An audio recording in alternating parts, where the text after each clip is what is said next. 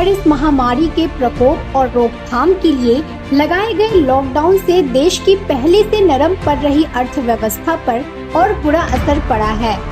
वित्त मंत्री निर्मला सीतारमण ने हाल ही में बयान दिया था कि अर्थव्यवस्था कोविड-19 के रूप में एक दैवीय घटना यानी एक्ट ऑफ गॉड की वजह से प्रभावित हुई है, जिसकी वजह से जीडीपी ग्रोथ में कमी आ सकती है। और हुआ भी वही।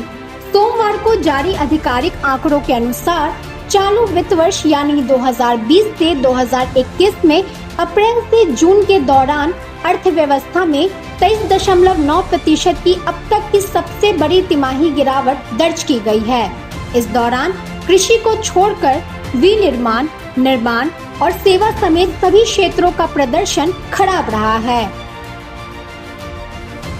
दुनिया की 5वीं सबसे बड़ी अर्थव्यवस्था में इससे पहले जनवरी से मार्च तिमाही में 3.1% और पिछले साल अप्रैल से जून में 5.2% की वृद्धि दर्ज की गई थी। भारत सरकार ने लॉकडाउन से प्रभावित अर्थव्यवस्था को गति देने के लिए मई में 20 लाख करोड़ के आर्थिक राहत पैकेज की घोषणा की थी। इस पैकेज के ऐलान को भी अब 3 महीने बीत चुके हैं। बाजार भी अधिकांश जगहों पर खुल चुके हैं। भारतीय रिजर्व बैंक भी मार्च में ब्याज दरों में 115 बेसिस पॉइंट्स की कमी कर चुका है। लॉकडाउन के दौरान लोगों को बैंक से लिए कर्ज पर भी राहत देने की बात कही गई थी, लेकिन सवाल ये है कि तमाम प्रयासों के बावजूद भी अर्थव्यवस्था संभलती नजर क्यों नहीं आ रही है। केंद्र सरकार ने चालू वित्त वर्ष में जीएसटी राजस्व प्राप्ति में 2.35 लाख करोड़ रुपए की कमी का अनुमान लगाया था। जानकार मानते हैं कि बाजार खुलने के बाद भी चूंकि डिमांड में कमी है, इसीलिए बाजार की हालत अभी सुधरते नहीं दिख रहे हैं। इसमें सबसे बड़ी गलती सरकार ने ये की है कि उन्होंने लॉकडाउन के करीब 1.25 महीने बाद आर्थिक राहत पैकेज की घोषणा की। आर्थिक पैकेज में कहा गया कि सूक्ष्म, लघु और मध्यम उद्योगों का जो बकाया पैसा है वो वापस करेंगे। ये तो उन्हीं का पैसा है, तो यह तो करना ही था। इसे आर्थिक पैकेज में शामिल करने का क्या मतलब है? इसके अलावा इनकम टैक्स के अंतर्गत जो अतिरिक्त पैसा चला जाता है उसे भी आर्थिक पैकेज में शामिल करने की बात कही गई। ये तो जनता का पैसा ही जनता को लौटाना हुआ। तो आखिर ये कैसा आर्थिक पैकेज था? लेकिन सवाल ये है कि आखिर बाजार में मांग की कमी क्यों है? इस पर योजना आयोग के पूर्व सदस्य अर्थशास्त्री संतोष मेहरोत्रा कहते हैं कि डिमांड तब होगी जब लोगों के पास पैसा होगा, और ये पैसा आज की तारीख में कॉरपोरेट्स को छोड़कर किसी के पास नहीं है। सरकार ने कॉरपोरेट टैक्स घटाकर 30% से 25% कर दिया। इससे सीधे 1 लाख करोड़ का नुकसान तो सबसे पहले सरकार के राजस्व का हुआ, और दूसरा इसके एवज में ना कॉरपोरेट ने अपना खर्च बढ़ाया ना ही अपना निवेश। तो सरकार ने इस कदम से अपनी बदतर होती राजस्व की स्थिति को और नुकसान में डाल दिया।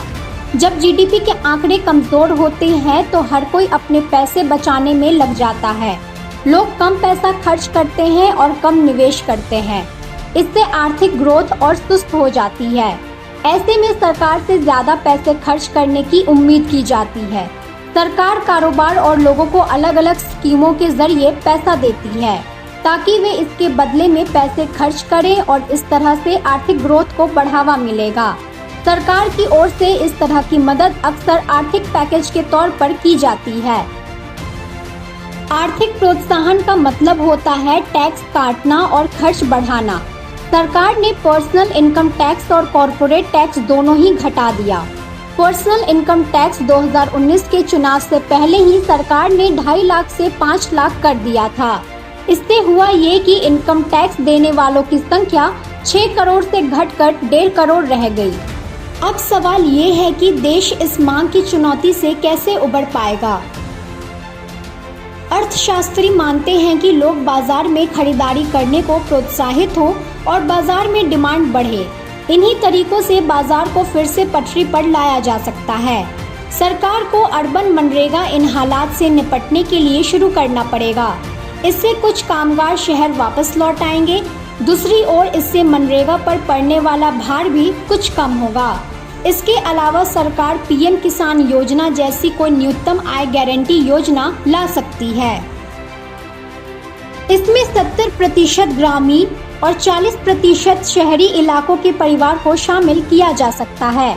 इन्हें एक न्यूनतम राशि सीधे कैश ट्रांसफर के तौर पर दिया जाए ताकि लोगों को खर्च करने के लिए प्रोत्साहित किया जा सके। उनकी जेब में पैसे आएंगे तो वो खर्च करेंगे और फिर बाजार में डिमांड बढ़ेगी। इसके अलावा स्वास्थ्य सेवाओं को और सुदृढ़ बनाए जाने पर जोर देने की जरूरत है, क्योंकि आने वाले वक्त में कोरोना की चुनौती बढ़ने वाली है, इसलिए उस मोर्चे पर भी मजबूत रहना जरूरी है। अगर सरकार इन उपायों पर जोर देती है तो शायद देश इस बड़ी आर्थिक आपदा से निपट सकता है, नहीं तो अर्थव्यवस्था को इससे होने वाले बड़े नुकसान से बचाया नहीं जा सकेगा।